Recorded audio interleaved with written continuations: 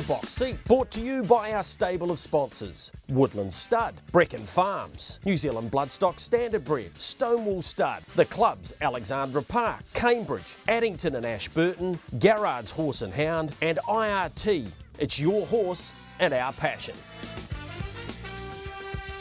Hi everyone, welcome into another edition of Your Box Seat, brought to you by our stable of sponsors. A big thank you to them. Michael Guerin, not too many sleeps now, to the IRT Harness Jewels, but some really good racing to reflect on over the last week. Yeah, hi Greg, big hi to you, big hi to everybody watching around Australasia. Might not be many sleeps until the Harness Jewels on Sunday week. There's even less to the barrier draws, Greg, and for many people, that's when they think these Harness Jewels will be won and lost. They come up Friday, just after noon New Zealand time, and I think after what we saw last week, Greg, there's a couple of horses who maybe the draws don't matter quite as much. We'll talk about those. And maybe a couple we thought were very short in the market who used to be odds on, where the draws matter even more. Friday's going to be crucial. We're about to show you why. Let's get right into it then, Michael, starting with the Breeders' New Zealand Oaks. It looked to be a battle in two once we had a scratching earlier in the day. La Rosa was in front. Of course, coming wide in those IRT Harness Jewels colours was the favourite Better Twist. Here's Matthew Cross to bring them home, and on the other side, we'll hear from those connections. Took the lead from La Rosa the inside, then came Better Talkard, but it's Better Twist, this champion filly with another Oaks win. Better Twist beat La Rosa. Sweet Bell home for third from Braveview Kelly, then Better Talkard off and gone. Well, that was a real Oaks race. It was, Greg, yeah. It was a survival of the fittest, you know, and she really had to be good tonight, and she sure showed that. Yeah, look, she moved a few times, and Natalie, it turned into a real tactical battle, and La Rosa made that race and from that point of view, but she's just simply too strong at this stage, isn't she? She is, yeah. She's very tough, you know, and that's a big asset to her, and, you know, she's never really been buzzed off the gate or not, but, you know, to La Rosa's credit, she went super tonight, but, you know, we're lucky enough to have our girl, she's just a bit tougher than her. We might see that buzz in a couple of weeks' time. We might need to. Yeah, that's right. Yeah, the Jules is going to be a good race. You know, it's going to come down to draws, and you know, everyone's beatable on the day. So yeah, we'll keep our fingers crossed. You certainly had a dig. Yeah, we got a crack, Greg. You know, we go down trying and give it our best shot, and we just got beat by a far better filly on the night. She's gone great though, La Rosa, and we know her great gate speed. Therefore, going forward to the Jewels, you're going to be right in it again if you get the right draw.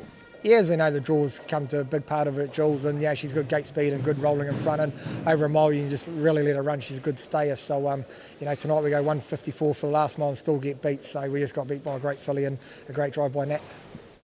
Your other horse in the race, Braveview Kelly, was also very good in fourth. Yeah, she's very good, like she's getting a good run, and then probably when with Grace come around, it was always going to stop a long way out and probably cost Blair getting dragged back and probably cost them third, but she's hitting the line good, and you know, with the right run she's always a place chance in these races. Well, you'll be stoked with that. Oh yeah, for sure. Yeah, it's a highlight for the owners as well, so it's good.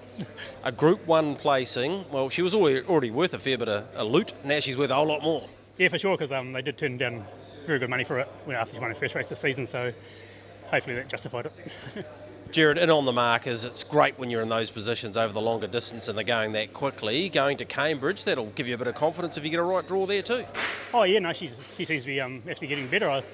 When she was down south, I was thinking about bringing her home because she went pretty average there one day and I was a bit disappointed, but she's got better and better, and yeah, she's going great. There's always great stories around these Oaks races, Michael. Princess Tiffany, Fight for Glory, Spanish Armada, and now this girl, Better Twist for Natalie, winning this race. 11 from 16, her record's great. But the Sweet Bell story's a good one, isn't it? A bunch of guys that probably don't really need the money at this stage of their life decided to continue to race her and not take the high offer, and she's Group 1 place now, and they're having a whole lot of fun.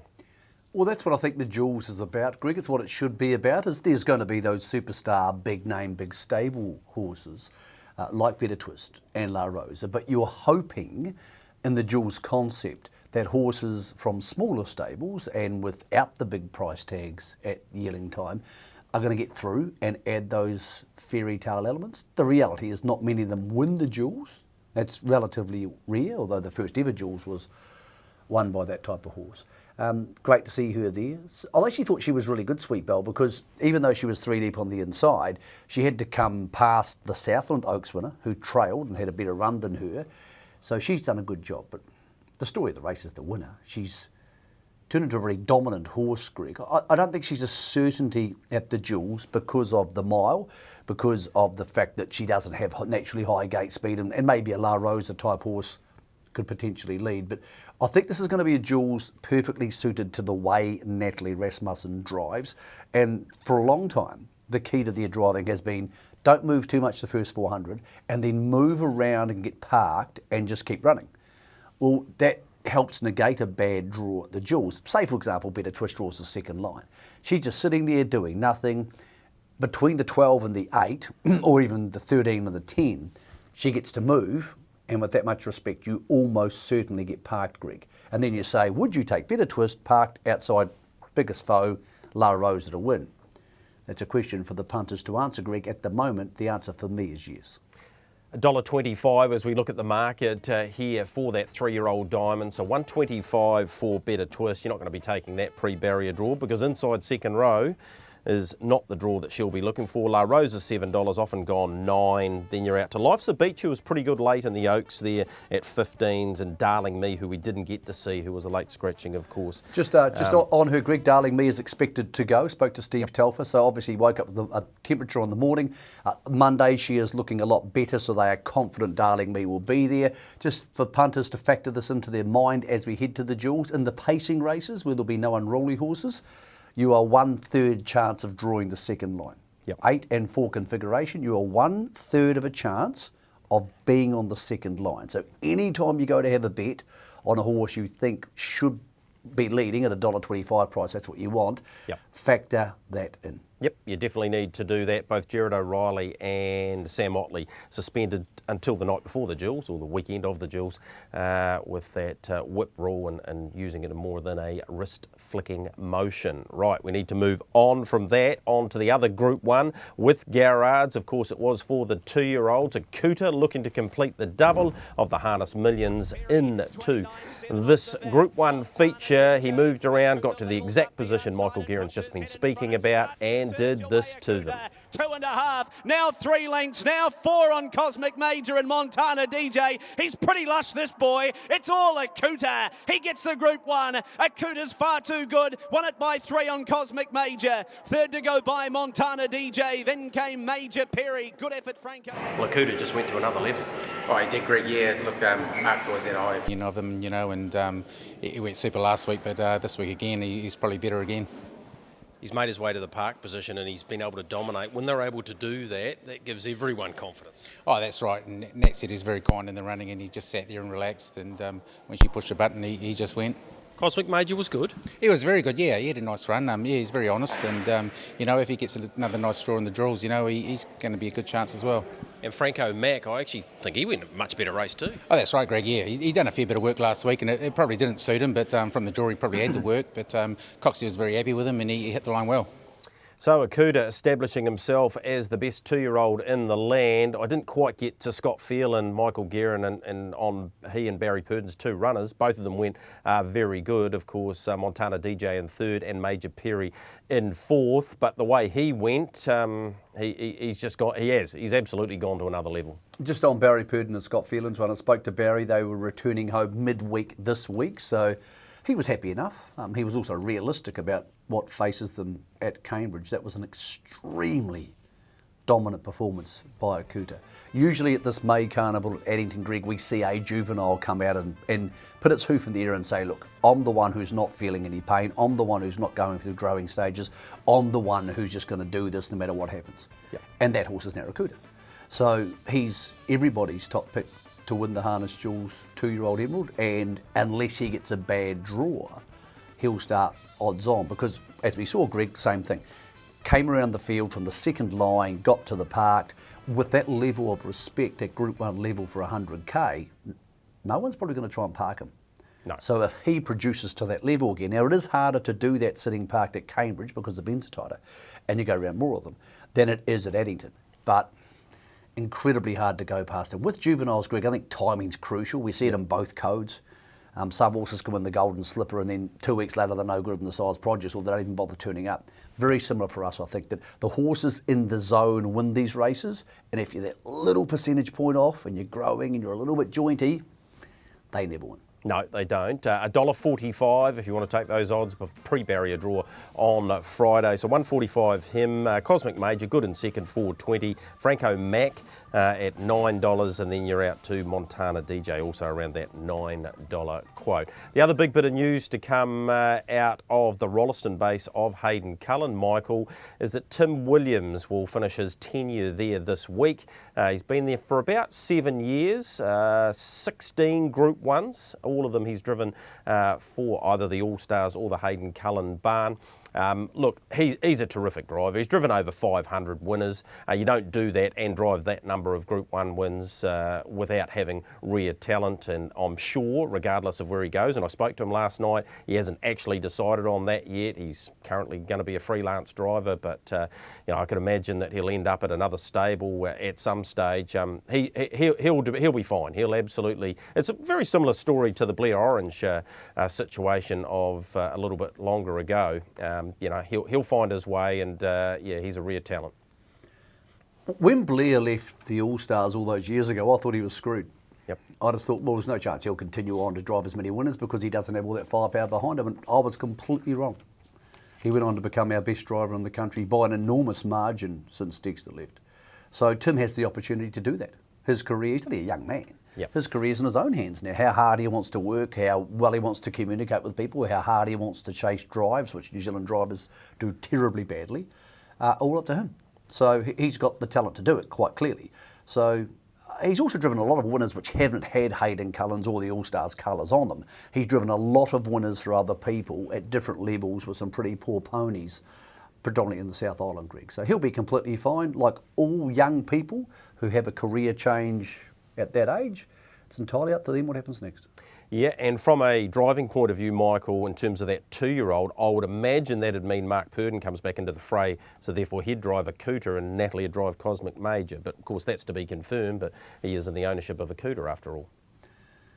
Yeah, look, I don't think it matters too much. They're relatively interchangeable parts, but Nat's just driving incredibly well at the moment. So she's who you would want on your horse, but of course if Mark owns a share in a Cooter, then that makes that impossible from their point of view. But they actually drive relatively similar. Natalie tends to be slightly more aggressive than Mark, but again, that balancing up at the start and moving in the second quarter or before the last lap of a longer distance race and then running hard from the park, that's pretty much how they drive as interchangeable parts. But on back to Tim, super guy, talented guy, honest guy.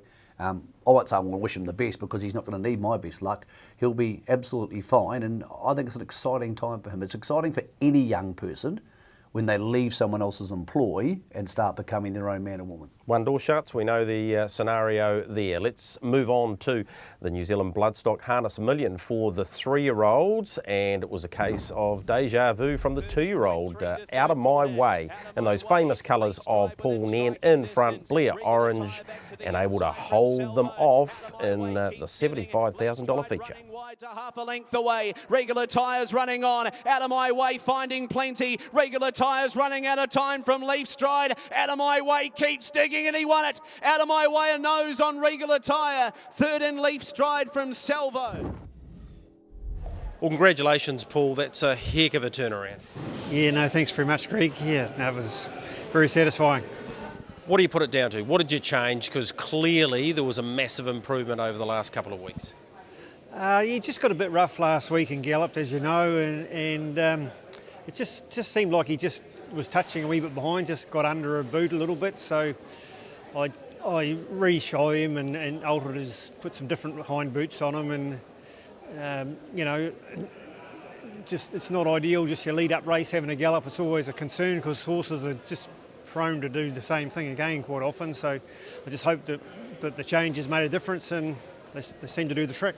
The Harness Million concept, he's the first horse to have won both the 2-year-old and the 3-year-old, having won the other one, of course, in October. That's a feather in his cap too. Yeah, that's right. Yeah, no, it's great effort by the horse, and Blair's done a great job with him too. Yeah. Tonight was as much about winning that race as probably securing his road trip to Cambridge, and clearly that's back on track. Yeah, well, he was always going to go. as much as you can be certain with horses, sort of thing. But yeah, no, it's a good to see him, do things right and trot well with that race just around the corner. Another great example, Michael, of the skill of Paul Nairn to get this horse. I know his form line read that he'd won his last 2 starts, but of course he'd galloped and was a late scratching last week. He's actually starting this week at Addington as well, just like we'd expect from Paul Nairn, something unusual. Goes round at Addington off 10 metres in a handicap race before going to the Jewels. I think he'll cop it too. He actually reminds me of a horse some of our viewers will remember, some of them won't. Back at 1995, Paul had a horse called Call Me Now. Yep. Wasn't a beautifully gaited horse, but big horse and covered a lot of ground with the stride. Very similar horse out of my way. Good stayer, not a natural, beautiful line trotter. He's a different type of horse. I've done a fair bit of work with Paul in the past, driving work, and I've actually been driving with Paul at Alexandra Park. He's gone onto the track, we've jogged a few laps, and he's gone, I'm not happy with this. And he's gone back inside. This is a true story. He's got me to come back next to him and just tie the horse up and sit in the sulky or go for a walk. And he's just reshod the horse before the workout. Like, other trainers don't do that. And I've been done it by himself. Take the shoes off, tap it around, muck around. I don't know what he was doing. Yep. I had no idea. And then just go back out again. Yep. Like that's what he does. So when a horse has a problem like last week, as he said, a horse just needs recalibrating, he's the perfect man to do it, because that's just feel, Greg. Yep. You can't spot that, and your farrier can't feel it. So if you're a farrier who drives, it's an incredibly valuable skill to have, and that skill was very much to the fore last week with that horse. Can he win the Jewels? Maybe. Only maybe, because it's a very open division, and if 5 Wise Men draws the second line and this horse can roll to the front, a la last week, it's possible. Yeah, it is. I thought Leaf Stride had his chance, although Son of Patrick galloping at the half probably cost him, getting a really economical trip to, say, the 300 metre mark. But he had his chance, and Regal Attire was good and appears to be a horse on the rise. Let's have a look at the market for that, Michael. We have $1.70 for 5 Wise Men, $6 now out of my way. I think he could have got about 15 or 18 a couple of 3 weeks ago. Leaf Stride $7, Regal Attire $7. Time Up the Hill, who we're about to have a look at shortly, is around an $8 chance. But yeah, barrier draws again are going to be absolutely crucial here. If Out of My Way draws 1 to 3 and can roll to the top like that, he will take some beating. Yep, it's happened before for Paul at the Jewels at Cambridge. He's had a horse who's good enough to just jump to the front and get away with winning a race. Just on 5 Wise Men, he and Time Up the Hill will both head to Cambridge for their workouts. They have a sort of a breakfast with the stars workouts. Kicks off at 10 o'clock on Saturday morning, so that'll be crucial for him to see how he handles the track. I'm sure that part will be fine, but John Dunn keeps telling us he's got gate speed. I would believe him, so if he draws the front line, he might have enough to cross them, Greg, but there's enough doubt there, not about him being the best horse, but about him being able to be a natural miler type horse with gate speed, that the door's open, even though I would find it really hard to back a Leaf Stride and really hard to back a Regal Attire, because they haven't shown me or proved to me they're good enough to win a good race so far, because they've had chances to do so. Yeah, they have. This filly has, though. Here's Time Up the Hill winning at Alexandra Park last week. Change of plan there for trainer Michael Ward. Spoke to him earlier in the week, Michael, and he said he's very pleased with where she's at. He won't do a lot with her now. He decided to go to this race as opposed to going to the Jewels Breakfast with the Stars. Okay, a little bit fortuitous. I see Fire having a gallop there late in the piece was probably going to win the race. But she's in the zone at the moment, and she has very good early speed, which could be crucial.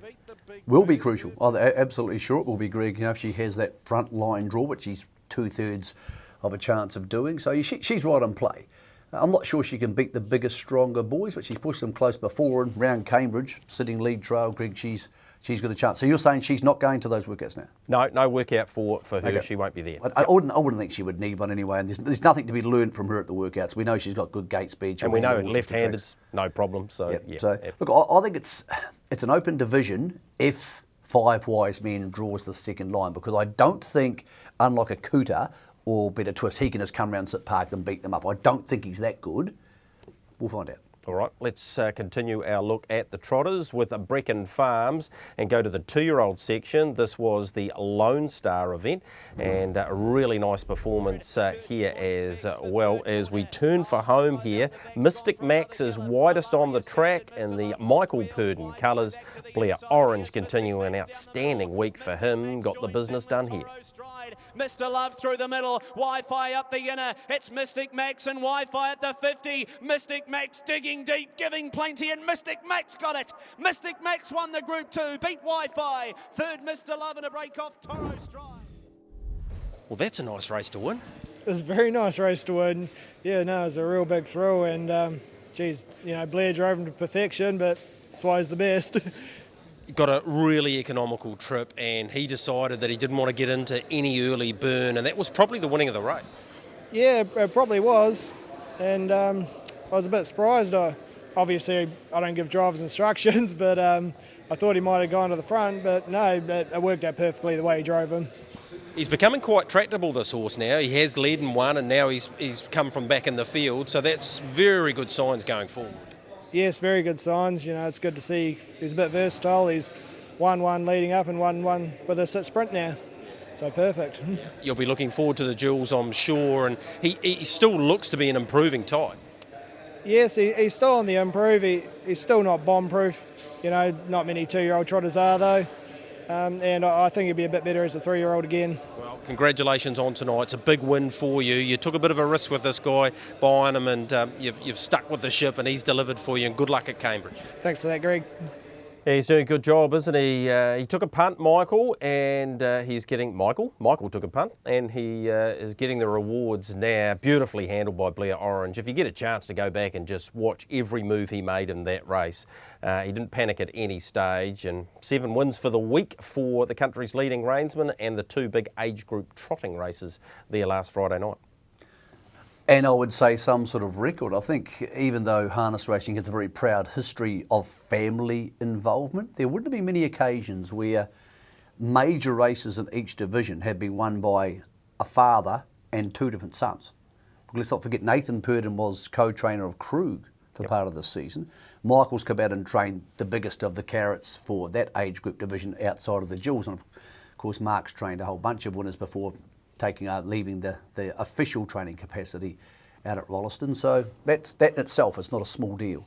Then when you add in Uncle Tony and Uncle Barry, there's a hell of a lot of big races being won by that family over the course of this year. So congratulations to Michael. He's his own man. He deserves that win. The story of the race, Greg, for punters is going to be the question mark which gets stuck in the throat coming into the Jewels, and that's going to be Highgrove. Will he trot? If he trots, I'll back him, he wins. Yep. Will he not? Will he gallop? Ugh. Yeah. That's going to be the scary one. He's clearly the best horse in this division, and he was massive in defeat after galloping, catching them up. Had he found clear air, I reckon he would have run top 3. Yeah. He trots to the lead or behaves himself around Cambridge, he might cricket pitch them. He gallops, he'll be the expensive horse of the day. Do you just get the feeling that he's got to there and he's just over the top? No, that's no knock on the horse at all. He's a big horse. He's going to have a huge future. But he just, with those gallops, Michael, particularly in the score up and so then coming back down. He was there? Yeah, right at the peak, and he's just gone over the edge. Yeah. Good technical analysis. Yeah, like that? Yeah. Look, I have no idea if that's true. I don't know. I don't know the horse enough. I actually haven't seen him in the flesh. I know he's a hell of a big bug. I already wins by a long way when he trots. So, look, they're very good with the trotters these days, the Duns. I wouldn't say they can't turn him around. No, I don't think so either. No. The way he trotted afterwards, he was relatively smooth in his gait. He's still top pick, and in what could quickly become a non-betting race for me, or could become I'm going to back this at $3.50 a place race. But I'll tell you one thing it is, it's absolutely a no-betting pre-draw race. Yeah. Because he could probably come from anywhere, but if Mystic Max draws 1, when he draws 12, all of a sudden you want to be on the 1 horse. So I'm completely staying out of that. All right, so they're $2.70 a pair now, Mystic Max and Highgrove. So for fans of Highgrove, and there was a few of them at Ashburton when he won down there and paid about $3, they might be looking to load up again. $2.70 is pretty good. Yep. Because he's 50-50 to gallop. I'm not saying that's true, but it's no different to your demonstration thing. It's just a guess. But if he doesn't gallop, he'll probably win. So you could probably take it and then just say to yourself, if he gallops at the start, just give yourself a punch in the head. All right, we'll perhaps leave that there. I did speak to Mark Jones. He's looking to take Kauai Sunset to the Jewels now. Probably wasn't thinking about that earlier, but is definitely going Greg, to do that. Just on that story about the Jewels, the 2-year-olds, a couple have pulled out this week. Yep. One of the most remarkable stories of the Jewels and of Jewels Week is the fact that will almost certainly qualify the third of Luck Chin's runners. Yeah, great story too on that you wrote. 4-year-old division, 3-year-old division, 2-year-old division, qualified a trotter. He's only got 4 racehorses in work. 4 racehorses in work. 3 of them going to the Jewels. The other one's not eligible because it's too old. From a man who's 78 and works full-time as an anaesthetist. It's just... I know we all know Luck's story. There's nothing new to anybody in harness racing, but it is one of the great human stories of harness racing, let alone the fact that almost certainly 3 of these horses will qualify. So to Luck, he's a very special person in harness racing in this country, and I think his story is something which we haven't seen in the last 50 years, Greg, and we'll never see again. No, absolutely, we will not. Let's move on to the IRT trot from last Friday night and this excitement machine. His name is Muscle Mountain, and he was in front again. He got to the lead with Ben Hope aboard, and he beat a very handy field heading towards Cambridge. But it is Muscle Mountain at the 120, holding off Midnight Dash and Oscar Bonavina. He just keeps scaling every peak. Muscle Mountain leads a length on Midnight Dash. He's too good again. Muscle Mountain beat Midnight Dash. Third in Oscar Bonavina from Chinese Whisper. Greg, in terms of dress rehearsal for the Jewels, that was almost perfect. Yeah, it was perfect. Yeah, just we'd given him a couple of weeks out after the Group 1 and we brought him back, and the little fella, he comes up quicker, so he raced last week, and they're in great form. At first I was just going to take him and go to the trials up there, but we've scrapped the idea of that. They'll be fine on the day, and couldn't be happier with them. Look, he's so versatile now, and Ben knows his ability, so you can basically put him in the race when he wants to.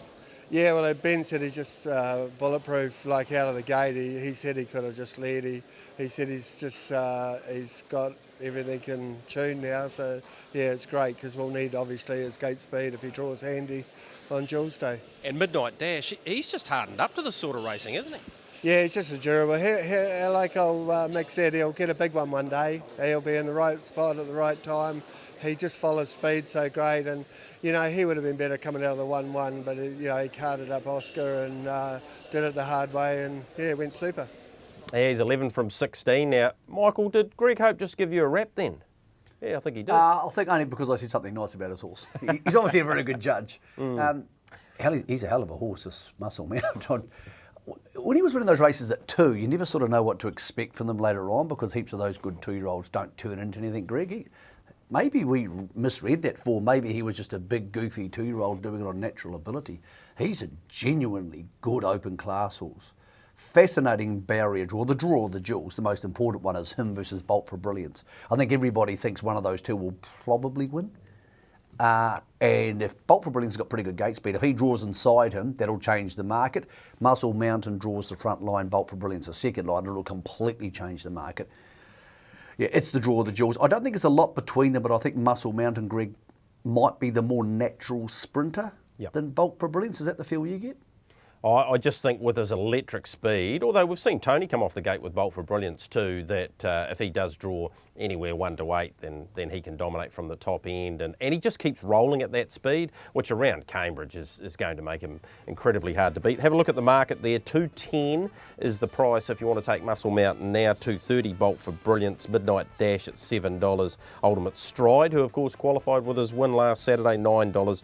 And American Pride at $11. That is a look at Addington from last week, and I look forward to the IRT Harness Jewels. Don't forget to join us 10 p.m. Monday night for the first play of our special box seat preview for the IRT Harness Jewels. Short break for us. On the other side, a whole lot more news and action around this great game of harness racing.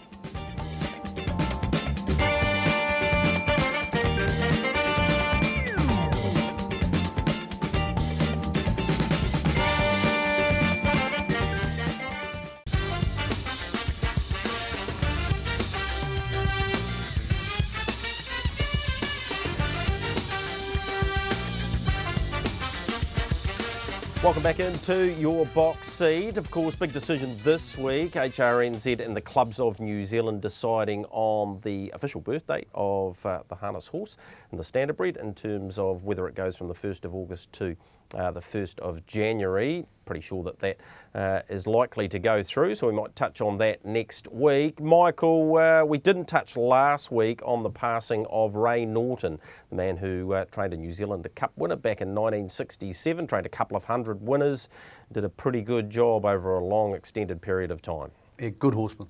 Good guy, Ray. Really polite guy, old school guy, big handshake guy. Really good horseman. Didn't over race them. Great strike rate trainer. Enjoyed his company. Sad to hear he passed away last week. Two of the guys of that era who had great horses have passed away in the last couple of weeks. AD Tony Turnbull, who is Amanda Turnbull's grandfather and of course Steve Turnbull's father, but also the man who trained Hondo Grattan to win 2 Interdominions around the same time. 73, 74. He passed away on Monday, actually Sunday night. In Bathurst. So two of those great guys of that era, very similar ages, would have known each other for sure, passed away, but yeah, Ray was a good man for those who didn't know him and a mentor to people like Ray Green who have gone on to become top trainers in this country. So sad to hear of his passing, but I remember fondly our times in the stabling era at Alexandra Park talking about horses, which he wasn't scared, Gregory, to put me in my place, which was probably well deserved. Yeah, I'd say it probably was as well. The man who trained Great Adios to win that New Zealand Cup. And of course, Tony Turnbull was the first to 2,000 wins, driving wins there in Australia. Let's go back to Addington from Friday night and touch on a horse that's made enormous strides in the last couple of weeks. His name is South Coast Arden. That's him in front. Michael, I'm going to get a reaction from Natalie Rasmussen post-race. Home in 55, 6, 26, 5, and you'll notice those blue things that cover his ears were not removed. Then came Johnny Mack and Cruiser. They're all fighting out the minors here. South Coast Arden's gone back-to-back. South Coast Arden 2.5. Second in Belmont Major. Johnny Mack third, Cruiser fourth. And it was a good effort. 2 steers, 2 wins. I reckon he's making an impression on you. He certainly is, Greg. He's a bit of a big dope still. He's not quite that tractable left-handed just yet.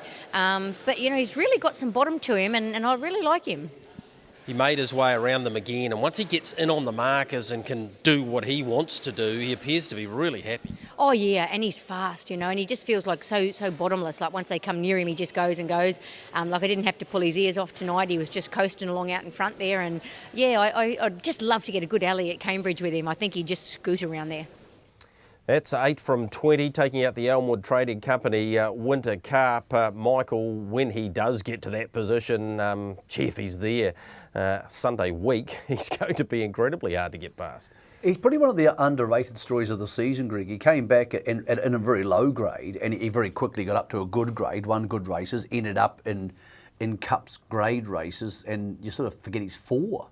So he's getting better. He's clearly a Cups horse in the future. This barrier draw for this 4-year-old race is intriguing because Copy, that's the best horse. We know that, everybody knows that. And if he draws 1 to 3, and we'll see him shortly, he's red hot. He just leads around Cambridge, and when he leads, Copy that, he's basically unbeatable. Flying Mile at Cambridge. The races, Messenger, Taylor Mile, Ashburton Flying Stakes. Put him off the marker pegs, and he could be in trouble. And here's the horses who could do that to him.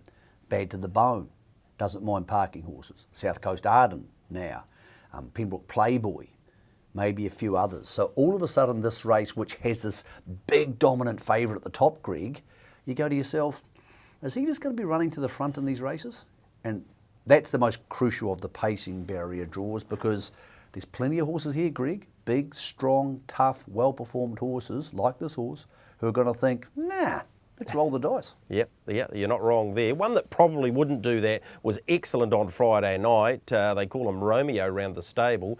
Italian Lad bounced back to winning form. Only 2 drives Natalie Rasmussen has had aboard this guy. First up at Oamaru, where he was stunning and winning in his first ever career race, and there again here.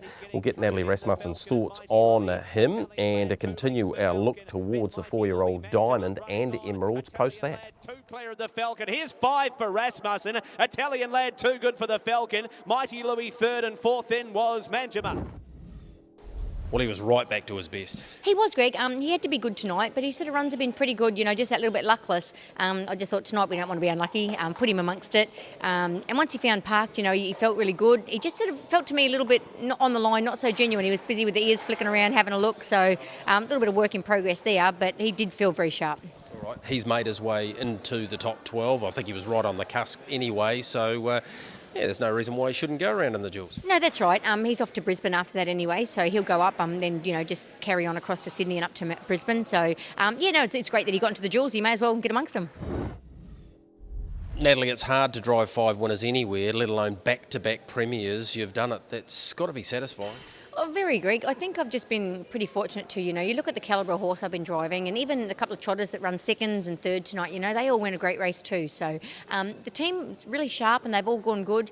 Probably been a little bit lucky, that I could drive each one to how the race unfolded. I had no set plans really and just could know that I could put them into the race in the right spot when I had to, and they were going to be tough enough and fit enough to do it.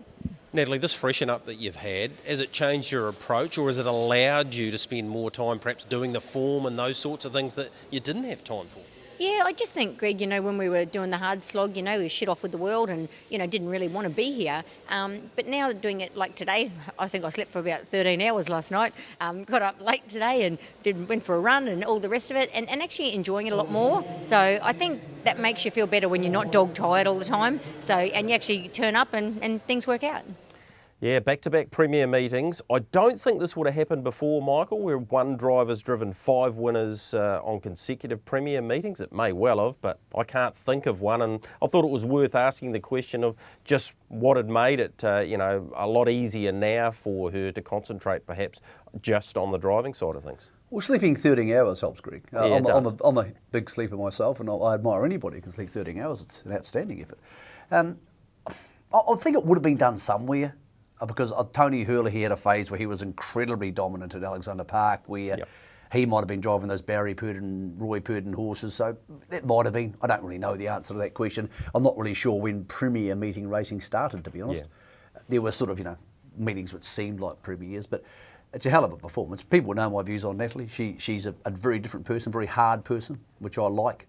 When you're driving a horse, there's not a person in the country in a big race you'd rather have driving a horse for your life. No doubts about that. But also she drives a lot of very good horses, but she drives them right. I think what we're seeing at Rolleston is the benefits of having highly skilled track drivers, Mark Purdon and Natalie, driving horses for Hayden and work, and then those horses improving. And you see that in the gallops. The trainers, the elite trainers, Chris Waller, likes to use Bowman or James McDonald to ride the best horses. And you see that consistently, Opie riding for Tiaka and track work. And that's what we're seeing at Rolleston. I think Hayden's systems were in place and he probably fed the same and he relatively probably had the similar worksheets. But when you have those people driving them, Greg, they're the best in the business. Yep. So we're seeing that on the track every Friday at the moment. We warned people this was going to happen 6 weeks ago. It should be factored into all betting arrangements for the duels. They don't have one trainer now, those horses. They have 3. Yeah, and another of their horses will be there. She very well may be the hottest favourite on the day. Amazing Dream in a key lead-up race towards the duels. Here she was popping out of the 1-1. We'll get Hayden Cullen's thoughts off the back of this, but Amazing Dream winning again at the park. Amazing Dream, copy that, kicking back. Christians have time. Amazing Dream is joining in. Copy that, Amazing Dream. Amazing Dream over the top of copy that. Amazing Dream, copy that. Christians have time. Whilst it wasn't a Group 1, I reckon it would be a pretty big thrill for your base. Oh, it was, yeah. The team up north, Jimmy and Olivia, they've been working hard the last 2 weeks up there by themselves, and they've done a very good job with the team. And just top it off Olivia, to win the race, especially beating copy of that as well. Yeah, she looks bang on for another crack at the duels. Yeah, it was the idea going into tonight. It was a good lead up for her, and her final hit out before the duels. So we're pretty happy with where she's at. Yeah, she's a great mare, Michael. Intriguing driving tactics in this race. Copy that was great in second, and he didn't lose any admiration for me leading towards the big one in about 10 days' time. She's just a different horse than the pace is on, Greg. That mid-race burn just made the race for her. Copy that strolls to the front, he wins, there's no doubt about that, and she runs second or third again. So I thought Christians Have Time was really good. I was really happy for Olivia. She's a really hard-working young lady, and she's up here with that team in the north, and you're sort of away from the premieres, and you hope when they get the drives, these youngsters can do the job, and she did so beautifully. So happy for her. Yep. Amazing Dream should win the 4-year-old mares. She's been vulnerable in races where there hasn't been speed on, but I presume she'll be driven by Natalie at the Jewels, and she'll come around and probably sit parked or lead and win. So she should win. Copy that. Didn't lose any admirers, but again, his form this season is 2 blocks.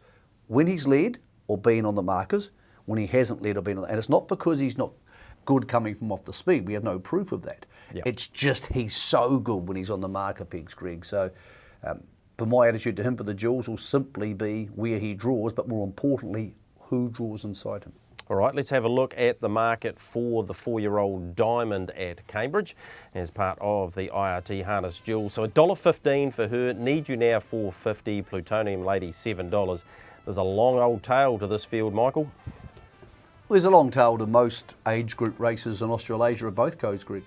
Yeah, I think the Jewels are a funny thing. So many people love the Jewels and they want to pick holes in it all the time.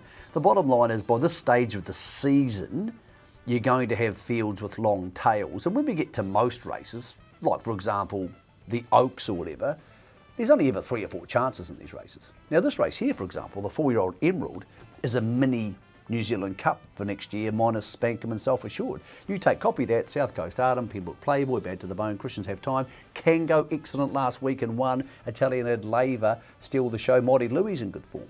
Well, that's an outstandingly deep field. So let's not just go around picking holes in the Jewels when there's the occasional race with a big tail, because there's been plenty of Oaks races, Derby races, all sorts of races in the last Sire Stakes and Sale Series races in the last 10 or 20 years, Greg. Not just in this country. Yep. You want to check out the Irish Oaks some years. There's 3 winning chances and 4 horses who are maidens. So happens in all parts of the industry.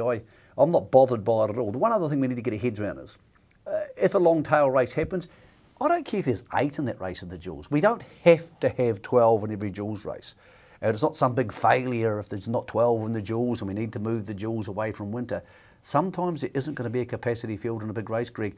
If you didn't know that, you probably haven't seen the last 50 Cox Plates. Yeah, you're not wrong there. Let's have a look at a 2-year-old filly doing some good things in the Lone Star colours. Her name is Suntan, and that's her coming 3 wide in the hands of Joshua Dickey. Thought she was very good, Michael. She's been somewhere in that bunch between 2nd, 3rd or 4th best of this crop. You might make the case she might actually be the 2nd best of them behind True Fantasy. Had to be good to come from off the speed here to beat a pretty good horse. So, yep, she's in the Jewels right up to her ears. Probably True Fantasy deserves to be dominant favourite for that crop, Greg. But again, True Fantasy draws well. She might start $1.30. She draws the 2nd line. She might start $2.50. And Suntan's a horse who you know what you're going to get. That's her trying hard and doing things right. So here's a look at that 2-year-old Diamond, True Fantasy $1.60, Suntan from 15s into 480. If you got the 15s, you'll be feeling pretty good about life. A better you in the 3rd line there at $6.50. So that's the 2-year-old Diamond. Let's now go and have a look at Hot and Treacherous returning to winning form, returning to the racetrack actually, Michael, and he's always been a smart type. He was excellent here, home in 27.9 to get home. Yeah, he's a good horse. There's no doubts about that. We see this Derby form coming out again. These horses who race in the Derbies, and even if they finish well back, they come out and go back to the grades and they're dominant. He's a horse who can absolutely place in the Jewels. Absolutely no doubt. He has gate speed, he'll whiz around Cambridge, adds to what's a very deep division. 3-year-old boys division for the Pacers, Greg. Very deep. Can he win it? Probably not. But he's an open class horse of the future for Bunty and for Gareth because he's got good gate speed and he's improved enormously over this campaign. I think they've given him 2 small breaks. Both times he's come back to my eye a better horse. Yeah, he has. He's now 6 from 16. Let's have a look at that market for the 3-year-old Emerald and Krug, who of course goes to the park Friday night, 140. Shan Noble at $7.50. BD Joe, who has terrific gate speed as we know, $9.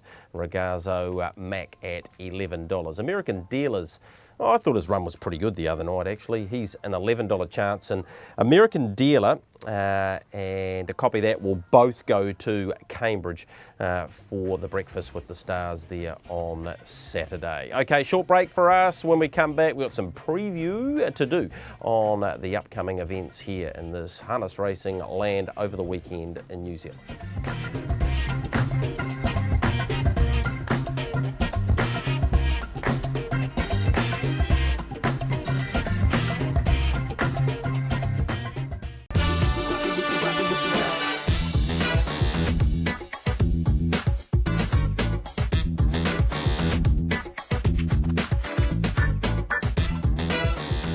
You're in your home straight in your box seat with our stable of sponsors. Let's get into the preview. Alexandra Park Friday night. Always a bit of a tricky conundrum for punters. Let's have a look at Bad to the Bone. Takes on Krug, of course. This is him at Group 1 level, Michael. Tricky race this on Friday night. It's a race where attitude of the drivers, Greg, is going to be absolutely crucial. So, look, he was good enough to sit parked outside, copy that, and hold off Amazing Dream. Hold off the Auckland Cup winner. So the question is, does he head forward and get in front of Krug? So I spoke to Barry Purden about that. He said he hasn't actually had great gate speed, Mick. So that's crucial. If he heads forward and is able to lead, Krug's going to need to be awfully good to get past him. If he can't, different type of race. Here's Bolt for Brilliance, sitting parked outside Sunday Sun, who he's never going to catch in the Road Cup, but he's gone awfully big to run second. He's off 35 metres in a handicap this week, Greg, where that's a worry for him. Last time he attempted this to race off a decent handicap, he got beaten. He chased hard and he got beaten. I doubt Tony Hurley he's going to be hiking off around the field and sitting park. So he's the worry horse, Bolt for Brilliance, this week, even though he's very, very good. It's a tricky field. Here we have BD Joe. Now this race was interesting. They took a sit on BD Joe. He's the horse who's fourth, and he doesn't close off that well here. You're sort of like, maybe. But the horses in front of him are all basically open class horses. I spoke to Steve Telfer about him. He said this week we're in a better position to lead. He was first up for a month into that race, hadn't had a trial. He said the horse is fit, worked extremely well on Tuesday morning, Greg. They'll be heading forward with him, and he drops enormously down from that grade. He drops about 10 or 15 points average ratings from that race to the race he's in race 10 this week, BD Joe. I said to Steve, well, are you going to top end him? Is he happy enough to be in front, heading into the jewels? He said, yes, he'll be heading forward, and then it's up to Ben. So a lot more confidence in Camp BD Joe for this week than the video we just saw there, where he was beaten by 3 semi-open class horses. All right, looking forward to Alexandra Park on Friday night, Addington Raceway alongside it. Here's confirmation of the Jules events, which are upcoming, of course. The workouts there, you've heard some of the horses that are going there, the Five Wise Men, the Copy That, American Dealer, those types of horses. The Golf Day, there's still spots there for the IRT Harness Jules Golf Day. Get a hold of the club there at cambridgeraceway.co.nz if you're keen. And of course the Jules Eve function, which is going to be a very good night, Michael. $50 a head, hosted by you. I think you're catching up with Gordon Titchens there, and all of the connections that get to wear the yellow Tour Leaders colours on the day. Yeah, it's just a celebration, a chance for us all to get together, have a drink, because most of us are going to be in Cambridge, and say, hey, what do you expect to make it tomorrow? We'll try and give out a couple of tips. But yeah, a chance to enjoy each other's company before the big race day on Sunday. And I think it'll be a very social, Jules, Greg. I think because Cambridge is quite a small place and most people will be staying in Cambridge or Hamilton, a lot of people will come down on Saturday or come up on Saturday and stay there Sunday night after the races, Greg. I think it's got real potential to become a weekend event, the Jules, in a place the size of Cambridge. And I think there's also going to be, I believe, the galloping community is getting behind it, Greg, with what should be a really fascinating story and something really cool coming from the Cambridge Jockey Club to support their friends just across the road. Yeah, spoke to David Branch, his compatriot, if you like, at the new synthetic track, Mark Fraser Camp. And on the Wednesday leading into the Jules, they are going to have a set of silks go around in each and every race. They're going to have promotions around there. Great to see both of the codes getting together there. There'll be some bet types I'm sure that the tab will get behind too. So that'll be on the Wednesday with some promotions around getting some of the thoroughbred people there to Sunday. So a good idea.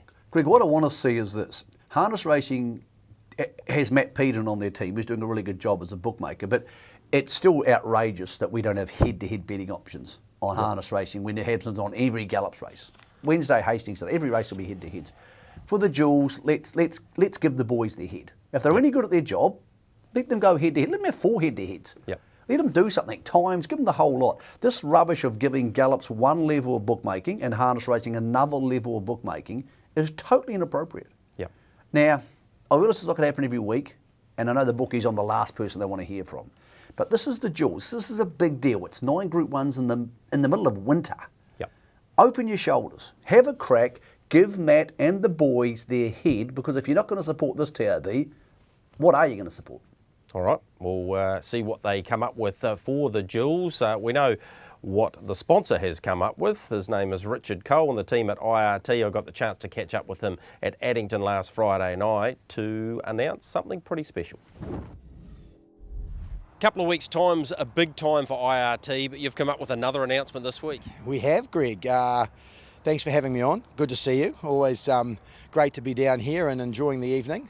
Yeah, look, we obviously got involved with the Cup last year at a very late notice, and it was a fantastic day. I mean, of course, the crowd was a reduced crowd on the back of COVID, but nonetheless, it was a phenomenal day for us, and we thoroughly enjoyed it. So, of course, when we got back around the table, it was inevitable that we're always going to make a deal happen, as far as I was concerned anyway, and we've put a 2-year deal together, and we're just absolutely ecstatic about that. Yeah, that's probably the most important part. You've not only solidified it for this year, you've decided, no, we need to lock this in for a couple. And look, from my perspective, from a branding point of view, I think longevity and consistency is really important.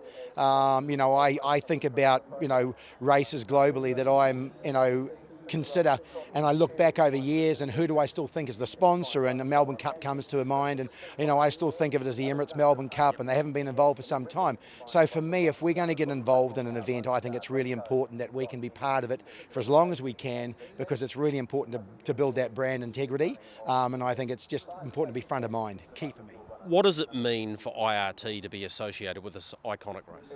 Look, I guess, and I've said this before, I think anybody in the racing industry understands how difficult it is and how hard it is and how much effort and slog goes into it. It's not an industry that you get in thinking you're going to get rich quick. It's massive commitment. They work massive hours, the people behind the scenes.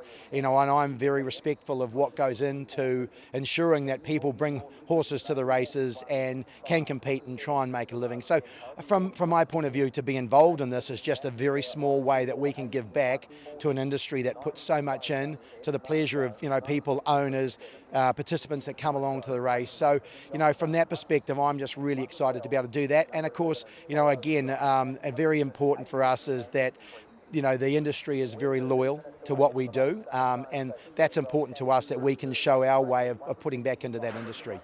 It's been busy. I know it's been a challenge the last 12 months, but this Brisbane Carnival, both thoroughbred and standardbred, has meant you guys have had a fair bit on. Yeah, look, I mean, the last 18 months has been nothing short of hectic. I'm surprised that my hair hasn't gone completely grey. I'm hiding it well at the moment, but one of the things we pride ourselves on is ensuring that we try and provide the very best we can for our clients. And at times, they might not see what goes on behind the scenes to make things happen. The number of flights that we would have run, especially across the Tasman out of Melbourne in the last 12 months, where we've bought, one horse home, and we've lost a lot of money in doing so, just to be able to keep grooms moving more than horses. It's a challenge, and and we're not expecting any accolades for that, because it's just what you do in business to keep an industry moving, and that's what we're here for, and we just do the best we can. We're standing in front of the new IRT, mate. What a beast it is. I tell you what, I'm really impressed. I'm thinking that the wheels on this would look good on my truck at home. I'd be pretty happy to take those. These guys do a fantastic job down here. I can't speak highly enough of the work that Addington do. Brian and his team, we just can't say enough about how much has gone into the preparation for this year's Cup. As I mentioned, last year we came into it very late in the piece.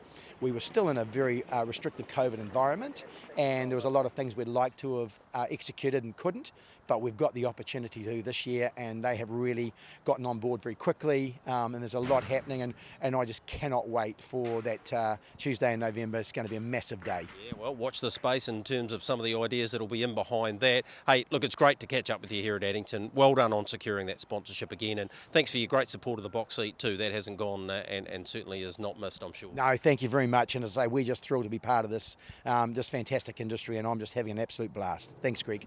So great news there for IRT, a 2-year deal secured for the New Zealand Trotting Cup. Let's go to the New Zealand Amateur Drivers Series. Started off at Cambridge last week. Mighty Monica winning here in the green breastplate in the hands of Andrew Fitzgerald, who ended on going through the series and taking it out. I think he got to about 19 points. That was his first win as an amateur driver. I think he'd won about 8 or so as a junior. Cheryl Wigg in second position. She may very well get to the World Series because you need to drive 25 winners to be eligible for that. But a big win there it was for Andrew Fitzgerald. Congratulations to him. Pretty delighted to have taken out the national title. Let's have a look at the hits and misses for the week, courtesy of the Tab. Some good money there for Muscle Mountain, Akuta, Better Twist, Italian Lad and Trey Chic, who was excellent in the last race. Few went west, Lee Stride being one of those, 2,500 at 280. And Sounds of Cash was heavily backed in the last. Unfortunately, didn't get the business done after leaving. $9,000 bet there at $2.10. Hoping to have a bet type available for box seat viewers for our show on Monday evening. Door contracting, best bets of the week. Michael Guerin, the run continues. You're up to 11. What about for this week? I think if people have been tuned in, they'd know all about that. Kango winning last Thursday night. Where do we place our wedge this week? What I don't understand, Greg, is why my head is on a stick. This is not Game of Thrones. I feel bad about this. I think I should be shown more respect and should be given a full-size body. Well, with 11 wins in a row, I probably agree with you. What but about anyway. Kango, $1.90 into $1.35 and just smash them. Say, look, hey, it's hardly rocket science, but I really like one this week. I like BD Joe. I think he's in the right race. I think he's fit. I've done my due diligence. I've rung everybody involved and said, what do you make of this? And yeah, I think he's a really good chance of winning race 10 at Alexandra Park. And yeah, Greg, if you'd chuck $10 on the first one of those and let him ride, you'd now be up to $24,800, which would pay for a seat. That's excellent work. No doubt about that. If you chuck $10 on all of mine, you'd probably be eating the paper off the walls. I'll go with Majestic Lavros for this week. He's in the right race. Mark Jones is looking to take him to Brisbane. He needs to be winning this after galloping last week if he is to do that. Preview show Monday, Michael, all the analysis, all of the markets, barrier draws would have been well and truly in people's minds by them, and we'll have some good input from the likes of John Dunn and Blair Orange and Natalie Rasmussen to help us through that. Let's have a look at the map for this week just to complete the harness racing week. We have Forbury Park, 10 races there Thursday night, 5:38 the start time for that one. We go to both Alexandra Park and they have 11 races there underway at 5:36. Some important lead-ups to the Jewels. Addington 4:56. Actually, they've ended up with 10 races, so they now go at 5:25. So 5:25 a start time for that. They also race on Sunday, 12:16. I think they've got 9 races there. That's the racing week ahead around New Zealand. Michael, thanks for your input. Looking forward to Monday and getting your thoughts around this massive day ahead. Yeah, for those of our viewers who actually will be in bed by 10 o'clock, and there's a few of you Monday night, make sure you set your My Sky. For those watching in Australia, it'll be on YouTube. Very quickly on Monday, the first and biggest preview show for the Jewels. Looking forward to it, Greg. To everybody who's qualified a horse, congratulations on all the hard work and bill paying that goes into that. Yep, I echo those sentiments. Michael and I will see you Monday evening.